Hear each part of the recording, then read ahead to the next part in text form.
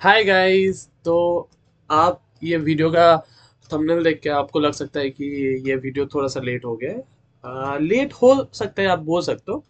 लेकिन हाँ, इस वीडियो में जो आपको इंसाइट्स मिलेगा या फिर जो आपको नॉलेज मिलेगा, ठीक है, तो वो थोड़ा अलग सा होगा।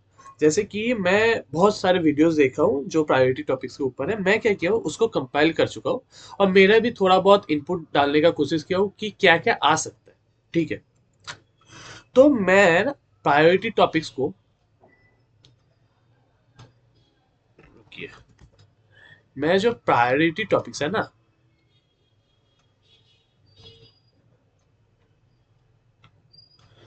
उसको दो कैटेगरी में डिवाइड किया हूँ। ठीक है, ए कैटेगरी टॉपिक्स और बी कैटेगरी टॉपिक्स। मैं ए बी सी ऐसा नहीं किया हूँ, मैं ए और बी मेनली यही किया हूँ। और मैं ए में क्या रखा हूँ पता है? ए में रखा हूँ कि जो लाइक ऐसा है कि जल्दी से हो भी सकता है, क्योंकि अभी क्या है, अभी मैं आज वीडियो रिकॉर्ड कर रहा हूँ, आज हो रहा है 4 तारीख। ठीक है, आज ही वीडियो मैं अपलोड कर दूंगा। तो 19 तारीख का एग्जाम है। तो आपके पास ज्यादा उतना टाइम नहीं, बीच में आप लोगों का नॉर्मल एग्जाम भी है, like group A group B का, ग्रुप वन ग्रुप टू इसका। तो ज्यादा टाइम भी नहीं है। तो आप अगर एज सच उतना कॉन्फिडेंस नहीं फील कर रहे हो, तो आप मिनिमम प्रायोरिटी ए टॉपिक्स को आप कर लो। ठीक है, तो फिर भी आपको एक ओवरऑल आपको अच्छा खासा कवरेज मिल जाएगा। आप उसमें से पास तो मिनिमम हो ही सकते हो। ठीक है, और अगर अच्छे से करें तो शायद 50-60 के करीब भी मार्क्स आ सकते हैं। और जो पार्ट बी का टॉपिक्स है, ठीक है, वो ऐसा है कि थोड़ा सा लेंदी है। थोड़ा सा ऐसा है कि थोड़ा सा आपको दिक्कत दे सकता है। और उसमें से जनरली उतना ज्यादा क्वेश्चंस आता नहीं।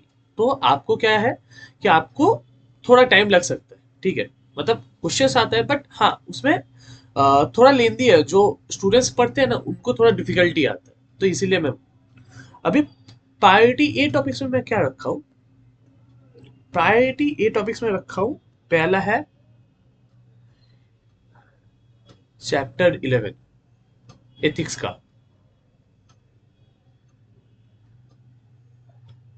प्रोफेशनल एथिक्स का। ठीक है, अभी प्रोफेशनल एथिक्स में मेरे को बोलने का जरूरत भी नहीं है कि मतलब वो कितना इम्पोर्टेंट है कि क्या है। प्रोफेशनल एथिक्स जिसमें एसक्यूसी 1 भी है, ऐसे 220 है, ऐसे 210 है, और प्रोफेशनल एथिक्स का अलग से भी थोड़ा चैप्टर, मतलब थोड़ा डिस्कशन है। ये इसमें से मिनिमम टू मिनिमम नॉर्मली 5 से 8 मार्क्स से 10 मार्क का क्वेश्चन आ ही जाता है।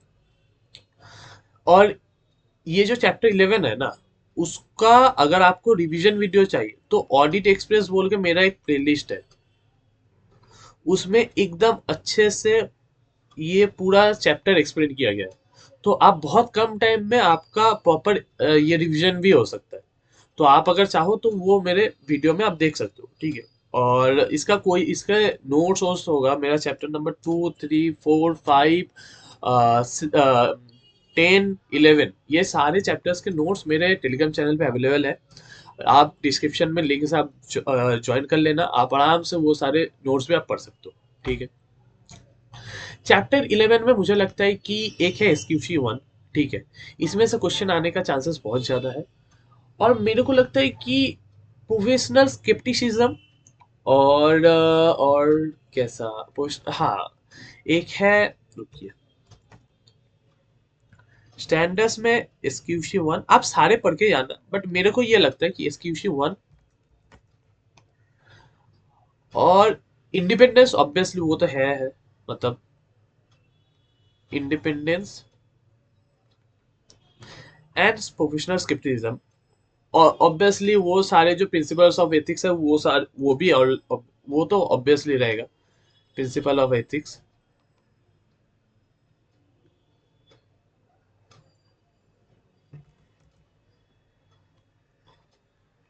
प्रिंसिपल ऑफ एथिक्स और प्रोफेशनल स्केप्टिसिज्म। ठीक है, तो प्रोफेशनल स्केप्टिसिज्म ये है। ये सारे मुझे लगता है कि इस बार का इंपॉर्टेंट टॉपिक हो सकता है। Chapter number, sorry, second chapter मेरा होगा, मैं सारा लिख के लिया, चैप्टर नंबर 1 ऑब्वियसली वो तो बेसिक है। ये चैप्टर में से हर टाइम का क्वेश्चन आता है, 5 से 10 नंबर, 5 नंबर का तो आता ही है।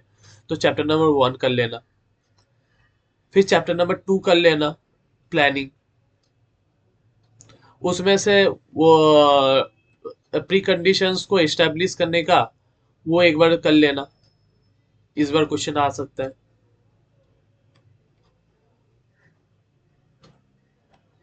ठीक है। फोर्थ चैप्टर होगा, अगर आप कर सकते हो तो बैंक ऑडिट। अभी मैं बैंक ऑडिट नॉर्मली लोग क्या करते हैं कि बैंक ऑडिट को स्किप करने का कोशिश करते हैं लोग। ठीक, ये नहीं करना है। क्योंकि बैंक ऑडिट ऐसा चैप्टर है ना कि उतना ज्यादा मुझे नहीं लगता है कि डिफिकल्ट होना चाहिए। और अगर आपको डिफिकल्ट लगता है तो आप एक बार मेरा बैंक ऑडिट का यही थोड़े दिन पहले मैं एक वीडियो लाया हूँ, 1 hour 45 48 मिनट्स के करीब उसका वीडियो, आप वो बस देख लो। बस देख लो। उसका नोट्स भी मैं अपने टेलीग्राम चैनल पे अवेलेबल कर चुका हूँ। वो इतना अच्छे से लिखा गया है और इतना अच्छे से बनाया है वो बैंक ऑडिट का चैप्टर और नोट्स सारे। तो बहुत मतलब आपको बहुत हेल्प होगा। बाकी सारे नोट्स भी बहुत अच्छे हैं, तो आप देख सकते हो। तो बैंक ऑडिट आप कर लेना। बैंक ऑडिट ऐसा है तो आप बस मेनली कुछ कुछ जैसे डीपी कैलकुलेशन हो गया, डीपी कैलकुलेशन हो गया, स्टॉक ऑडिट का 5 करोड़ का वो वैल्यूएशन, वो आप याद रखना, वो एमसीक्यू में आ सकता है कि 5 करोड़ अगर ये होगा तो स्टॉक ऑडिट होगा, 5 करोड़ अगर टर्न ओवर होगा। फिर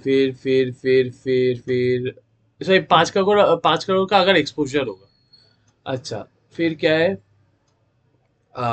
फिर क्या है, फिर आप कर सकते हो टेक ओवर फाइनेंस। इसके पहले वाले क्वेश्चंस में आया था तो शायद इस बार नहीं आएगा।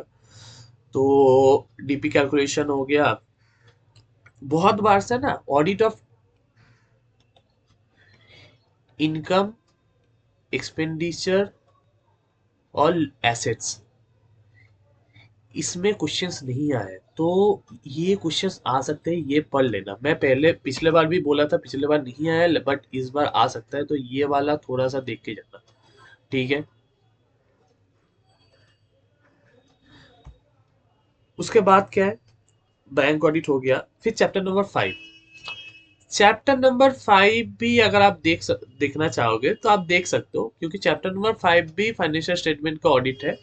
वो भी एज सच उतना डिफिकल्ट लगता नहीं है अगर आप थोड़ा सा कॉन्सेप्चुअली अगर समझो। ठीक है, अगर थोड़ा सा। और मैं एक सुपर समरी नोट्स बनाने का कोशिश किया था, ठीक है। तो उसमें भी मतलब है, लेकिन ऑब्वियसली जो डिटेल में मेरा जो बुक है, जैसे मेरा बुक नहीं है, मेरा एक पीडीएफ है 30 पेज का, उसमें डिटेल में है।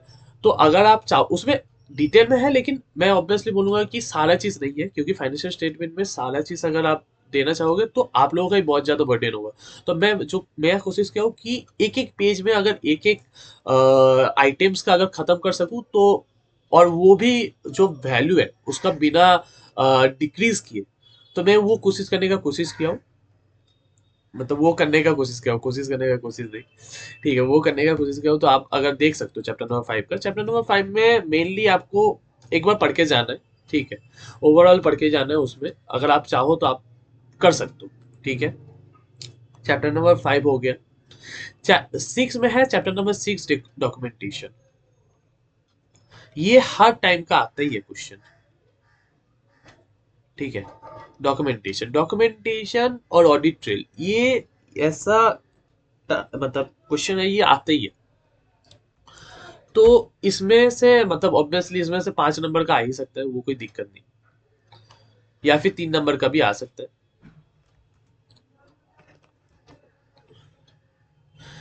चैप्टर नंबर 7 मुझे लगता है, पहले चैप्टर नंबर 4 के बारे में बात करते हैं। चैप्टर नंबर 4 में 2 मिनट रुकेगा। हाँ, ठीक है। तो अभी क्या है कि, तो चैप्टर नंबर 6 हो गया। चैप्टर नंबर 4 में आप अगर देखना चाहोगे तो ऐसे 500, 530 सैम्पलिंग, और क्या है, 505 एक्सटर्नल कंफर्मेशन, और और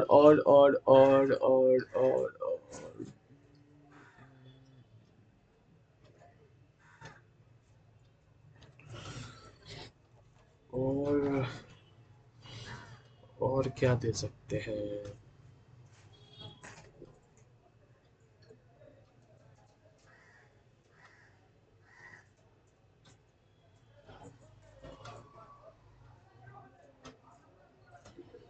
इसे 5 टी, ठीक है, ये ओपनिंग, इनिशियल ऑडिट एंगेजमेंट। तो ये आप चारों पढ़ के जा सकते हो। ये मेनली ऑडिट सैम्पलिंग एक थोड़ा सा बड़ा चैप्टर, बाकी ये तीनों ही छोटे छोटे हैं और इसमें से क्वेश्चंस भी आते हैं, ठीक है।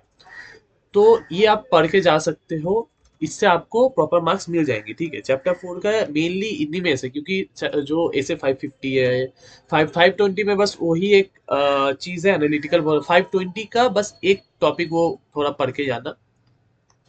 520 का एनालिटिकल प्रोसीजर, इसका एक टॉपिक है जिसमें अगर डिफरेंस मतलब सिग्निफिकेंट हुआ, अगर डिफरेंस सिग्निफिकेंट हुआ तो इंक्वायरी कर सकता है ऑडिटर।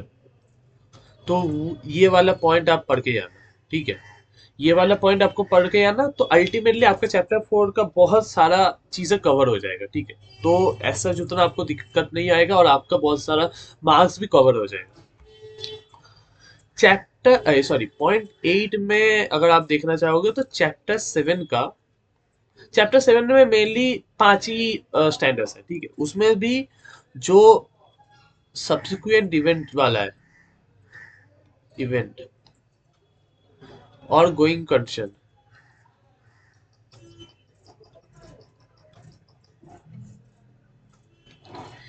ये दोनों मेन मेन टॉपिक है, ठीक है। और सिग्निफिकेंट डेफिशिएंसी वाला, डेफिशिएंसी इंटरनल कंट्रोल वाला, डेफिशिएंसी वाला, ठीक है। तो ये तीनों जो चैप्टर्स है, ये मेन चैप्टर्स है, ये आप पढ़ के जाना तो आपका चैप्टर 7 खत्म। तो यही है, ठीक है। ये 8 पॉइंट ऐसा है कि ये आप पढ़ लोगे तो ये थोड़ा बड़ा हो गया।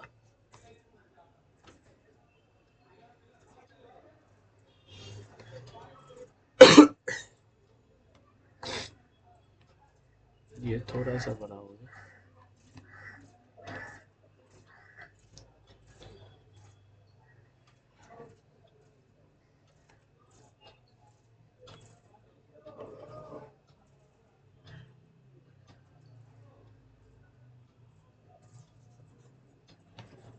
ठीक है।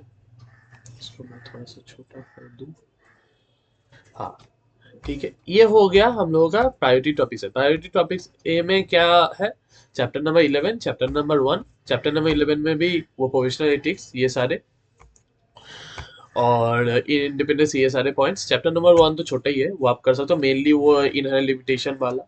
चैप्टर नंबर 2 पे प्री कंडीशन को एस्टेब्लिश करने का वो एक पॉइंट आप पढ़ के जाना। वो एक पॉइंट मुझे लगता है कि आ सकता है एग्जाम में। बैंक ऑडिट आप पढ़ सकते हो, और बैंक ऑडिट का ऑलरेडी वीडियो अपलोडेड है, मेरा टेलीग्राम चैनल पे लिंक भी होगा, उसमें आपको मिल जाएगा। चैप्टर नंबर 5 का फाइनेंशियल स्टेटमेंट आप पढ़ सकते हो, ठीक है। लास्ट मिनट रिवीजन के लिए थोड़ा सा आप देख सकते हो अच्छे से। चैप्टर नंबर 6 बहुत छोटा है, डॉक्यूमेंटेशन है, ऑडिट ट्रेल है, बहुत छोटा है, वो आप कर लो। चैप्टर नंबर 4 और 7 में ये जो टॉपिक्स है, ये अगर आप पढ़ लो तो आपका एक ओवरऑल बहुत हद तक कंप्लीट हो जाएगा, तो ऐसा जो उतना दिक्कत होगा नहीं।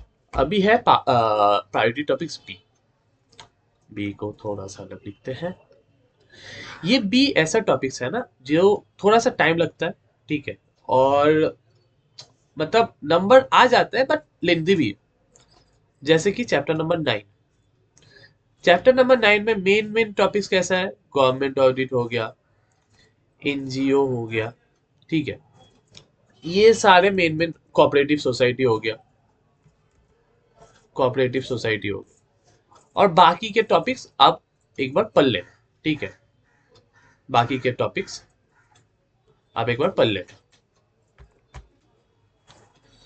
दूसरा है चैप्टर 4 का रिमेनिंग जो भी चैप्टर्स है, स्टैंडर्ड्स है, ठीक है।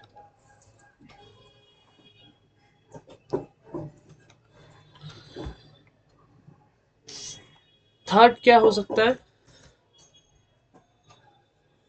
चैप्टर नंबर 9 हो गया, चैप्टर नंबर 4 हो गया, चैप्टर नंबर 8 कारो।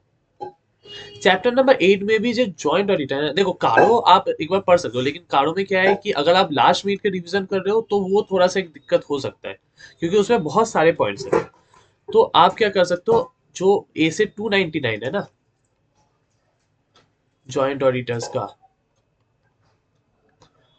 वो एक बार पढ़ के जाना।